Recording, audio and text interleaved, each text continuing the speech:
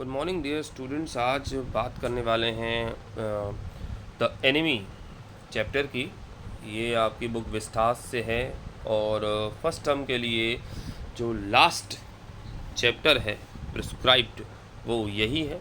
The one of the most important chapter from Vistas and one of the longest chapter from the same book. तो इसकी summary discuss करेंगे। Summary बहुत घुमावदार है, काफ़ी मतलब कॉम्प्लिकेटेड टाइप समरी है। कैरेक्टर्स काफ़ी सारे हैं, इंसिडेंट्स काफ़ी सारे हैं। ठीक है, तो आगे चलते हैं। चैप्टर को लिखा है पर्ल्स एस बक ने। आपको ये बात ध्यान में रखनी है क्योंकि एमसीक्यूज़ में ये पूछा जा सकता है कि चैप्टर किसने लिखा था। ठीक है, पर्ल्स एस बक ने लिखा है। उनके बारे में एक ब्रीफ नोट भी दिया हुआ है जिसको अभी तो हमें पढ़ने की ज़रूरत नहीं है। हम डायरेक्टली चैप्टर पर ही आएंगे। सबसे पहले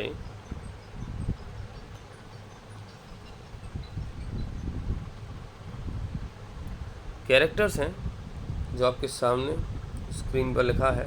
1 second.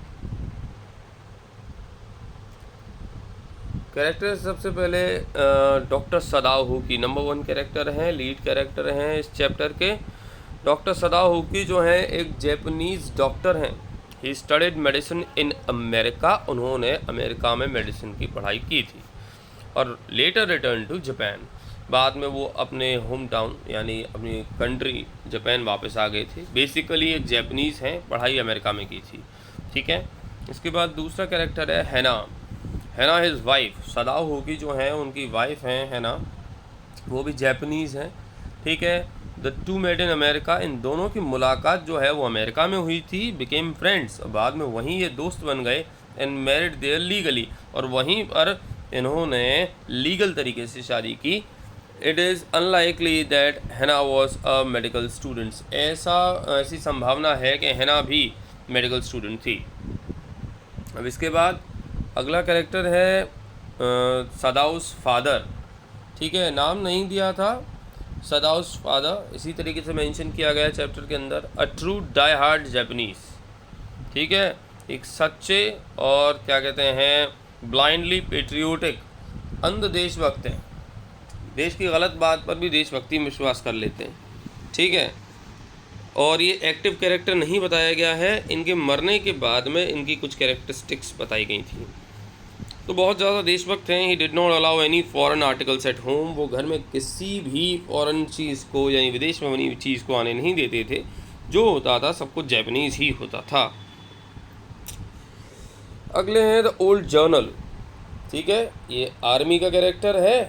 The old journal, Japan's army journal, Japan के आर्मी के जनरल हैं। सदाओस पेशेंट, ये सदाओ के पेशेंट हैं। आपको बताया कि सदाओ एक डॉक्टर है। He was a cruel man in his prime years. इनका जब समय चल रहा था आर्मी के अंदर तो एक क्रूअल इंसान हुआ करते थे। ठीक, नेक्स्ट कैरेक्टर है टॉम, एन अमेरिकन सोल्जर। ये भी सबसे मतलब डॉक्टर सदाओ हुकी के बाद में जो लीड कैरेक्टर है ना, इसका हाईलाइटेड कैरेक्टर है वो टॉम ही है। ठीक है, टॉम जो है वो एक अमेरिकन सोल्जर है हु गॉट अशोर, जो कि समुद्र के किनारे आ गया था नियर सदाउस हाउस, सदाओ के घर के पास। फॉलोइंग अ सीरियस इंजरी, क्योंकि उसको बहुत सीरियस इंजरी हुई थी, वॉर का टाइम था। टॉम वॉज ट्रीटेड बाय सदाओ, और टॉम का इलाज किया था डॉक्टर सदाओ ने। अगले छठा कैरेक्टर है यूमी, सदाओज मेड। नाम याद रखना है, कैरेक्टर का रिलेशन याद रखना है आपको। यूमी जो है वो सदाओ के यहाँ पर मेड लगी हुई है उनके घर पर, इंचार्ज ऑफ द बेबीज़, उसके बच्चों की देखभाल करती है। She was attached to the babies. उसका बहुत गहरा लगाव था सदाओ के बच्चों के साथ में। ठीक, 7 कैरेक्टर है गार्डनर। सदाओ के गार्डनर जो है an old man in service since Sadao's father's time. ठीक है, वो सदाओ के पिता के समय से उनके घर पर काम कर रहे थे। नेक्स्ट है the cook, Sadao's cook, same an old man in service since Sadao's father's time. ये दोनों लोग जो थे सबसे पुराने कैरेक्टर हैं इनके घर में। लास्ट जो हैं an officer, a messenger of the journal. Journal जो था आपको पता होगा, ठीक है, ये द ओल्ड जर्नल जो था, फोर्थ कैरेक्टर, उसी के द्वारा भेजा गया एक मैसेंजर था ये। अब बैकग्राउंड समझ लेते हैं। The story happens on a coastal town of Japan. Story जो है वो जापान के कोस्टल टाउन में हुई है, most probably in the year 1941। सबसे ज़्यादा जो उम्मीद है, जहाँ तक लगता है, ये 1941 के आसपास की बात है। Following Japan attacking Pearl Harbor where US army was camping and controlling. ठीक है, जब क्या कहते हैं, जापान ने पर्ल हार्बर पर अटैक किया था, जहाँ पर यूएस आर्मी रुकी हुई थी कैंप बनाकर और कंट्रोल कर रही थी पर्ल हार्बर को। उस समय की बात है। Japanese were hostile to the Americans. ठीक है, जैपनीज़ को पकड़कर बंदी बना लिया गया था अमेरिकन्स के द्वारा। Any Japanese was ready to kill any American found in their soil. और कंडीशन ये थी कि कोई भी जापानी है ना, किसी भी अमेरिकी को मारने को तैयार था अगर उसकी धरती पर वो उसे मिल जाए तो। बस, नो मैटर हु इज़। ठीक है, कोई फ़र्क नहीं पड़ता कि वो आदमी है कौन, पर वो उस जापानीज़ को मारने के लिए, वो अमेरिकन को मारने के लिए हमेशा तैयार था। तो एक वॉर वाला बैकग्राउंड है। ठीक है, समरी को समझते हैं चैप्टर की। तो समरी कहती है कि life during second world war in Japan. जब जापान में दूसरी वर्ल्ड वॉर चल रही थी ना, ठीक है, उस समय doctor Sadao Hoki and his wife Hana spot a dark shape in the surf that turns out to be a white man. तब डॉक्टर सदाओ और उनकी पत्नी जो थी हैना, उनको एक व्यक्ति मिलता है समुद्र के किनारे उनके घर के पास, जो कि बाद में एक वाइट मैन यानी अमेरिकन निकलता है, गोरा निकलता है। अ सिवियरली वाउंडेड सोल्जर, ये एक बहुत गंभीर रूप से घायल सोल्जर था। At first, they agreed to turn the man over to authorities as a prisoner of war. सबसे पहले तो दोनों ने म्यूचुअली ये डिसाइड किया, डॉक्टर सदाओ उनकी वाइफ ने, कि दोनों इसको प्रिजनर ऑफ वॉर की तरह, युद्धबंदी की तरह अपनी अथॉरिटीज़ को सौंप देंगी as a true Japanese. This makes only perfect sense considering not just the ramifications of treating his wound, but that the doctor and his wife are both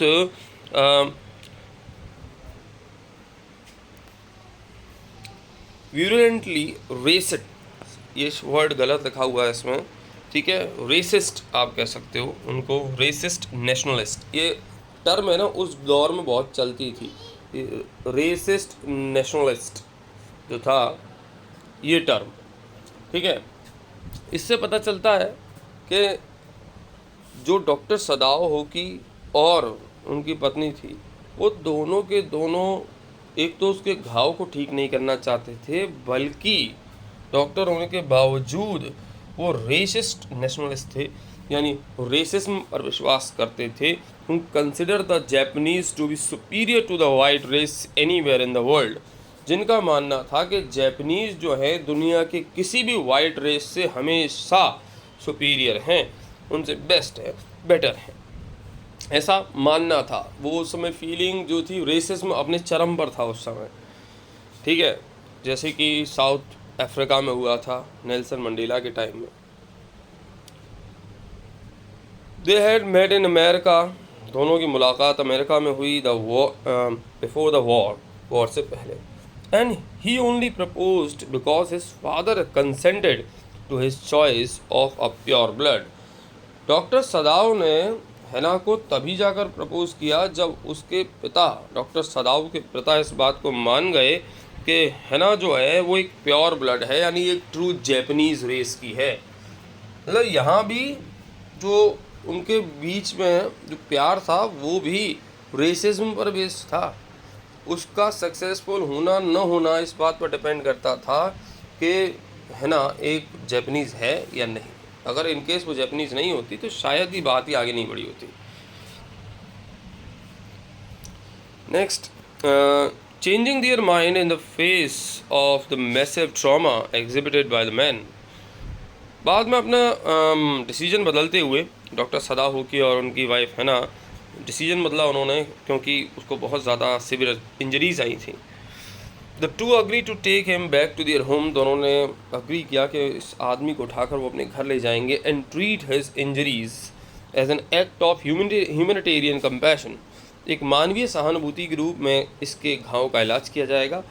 ठीक है, consistent with their belief in the superiority of the Japanese people. इस समय भी उनके अंदर Japanese people को superior मानने वाली जो एक भावना थी वो अभी भी थी। ऐसा नहीं था कि वो ये मान रहे थे कि ये अमेरिका ने तो इसका इलाज करना चाहिए, ऐसा नहीं था। एज डॉक्टर उनका मानना था सब मानवता के नाते इसका इलाज करना चाहिए क्योंकि हम सुपीरियर हैं। ठीक है, और they must inform their servant of this decision. सबसे बड़ी बात तो ये थी कि उनको अपने घर के नौकरों को इस बात के बारे में ज़रूर बताना था, क्योंकि ये जो माहौल था वो ऐसा था, किसी के घर में अगर कोई अमेरिकन मिल गया जापानीज़ के घर में तो कुछ भी हो सकता है, आपको भी पकड़ के ले जा सकते हैं क्योंकि आपने दुश्मन को हार्बर किया है। The servants are every bit as racially prejudiced and biased as their employers। जो नौकर थे अपने घर के मालिकों की तरह ही रेसिस्ट थे, रेसिज्म पर विश्वास रखते थे और प्रेजुडाइज रखते थे, भेदभाव करते थे और अपने आप को सुपीरियर मानते थे, मतलब अपनी रेस को सुपीरियर मानते थे। But their ages have not been softened by the humanitarianism of medical service. पर उनके मन में किसी भी तरह की सहानुभूति नहीं थी in terms of medical services, जैसा कि डॉक्टर सदाओ हुकी के अंदर था और हैना के अंदर था। वो प्योरली रेसिस्ट थे। उनके अंदर रेसिस्ट तो दोनों मालिक भी थे उनके, लेकिन उनके अंदर एज डॉक्टर जो एक ओथ ली जाती है ह्यूमैनिटी की सर्विस की, उसकी एक झलक देखने को ज़रूर मिली, पर वो झलक नौकरों के अंदर नहीं थी। The servant make no secret of their belief that the man should have been left to die and turn cold towards the doctor and his wife. जो सर्वेंट्स थे उनका बिल्कुल सीधा सीधा मानना था कि ये जो आदमी है, इस आदमी को वहीं मरने के लिए छोड़ देना चाहिए था। ठीक है, और उन्होंने अपना व्यवहार जो था अपने मालिकों की तरफ थोड़ा कोल्ड कर दिया, यानी उनसे उन्होंने थोड़ी, जिसको हम कह सकते हैं कि बदतमीजी वाला व्यवहार किया अपने मालिकों के साथ ही। After a week of treating the white man and helping him recover from his life threatening injuries, एक हफ्ते तक उस व्यक्ति का इलाज करने के बाद और उसकी जानलेवा जो इंजरीज थी उससे उसको रिकवर करने के बाद, the servants quit when their ultimatum that the man be turned over to the authorities is met by the doctor's steadfast resolve। जब क्या कहते हैं, जो नौकर थे उनके द्वारा दिया हुआ अल्टीमेटम कि इस आदमी को अथॉरिटीज़ को सौंप देना चाहिए as a prisoner of war, जब उनका ये अल्टीमेटम अपने मालिक के इस डिसीजन के आगे भिड़ा, यानी कोलाइड हुआ कि मैं तो इसकी सेवा करूंगा जब तक ये ठीक नहीं हो जाता, तो दोनों की बातें आपस में तो एक जैसी थी नहीं, अग्री नहीं करते थे, डिसअग्री करते थे। इसके बाद में नौकर जो थे क्विट यानी छोड़कर चले गए क्योंकि मालिक ने उनकी बात नहीं मानी। Meanwhile the man an American named Tom, इसी दौरान जो सोल्जर था टॉम, जो कि अमेरिकन सोल्जर था, is well enough to thank the doctor for saving his life, वो ठीक हो गया था, उसने डॉक्टर को अपनी जान बचाने के लिए धन्यवाद भी दिया। The doctor wants him not to be premature with this assessment, कि उसने डॉक्टर ने उसको वार्निंग भी दी कि तुम एकदम से उठने की चलने की कोशिश मत करो। When a messenger arrives for her husband, ठीक है, जब एक मैसेंजर आया हैना के हस्बैंड के लिए यानी डॉक्टर सदाओ के लिए, Hana is terrified that the servants have spilled the beans and they are about to be punished. जब एक सर्वेंट डॉक्टर सदाओ से मिलने आया तो हैना को डर लगने लगा कि शायद जो सर्वेंट्स हैं उन्होंने जाकर अथॉरिटीज़ में शिकायत कर दी है, स्पिल द बीन्स, राज खोल दिया है, ठीक है, और अब उनको सज़ा मिलेगी।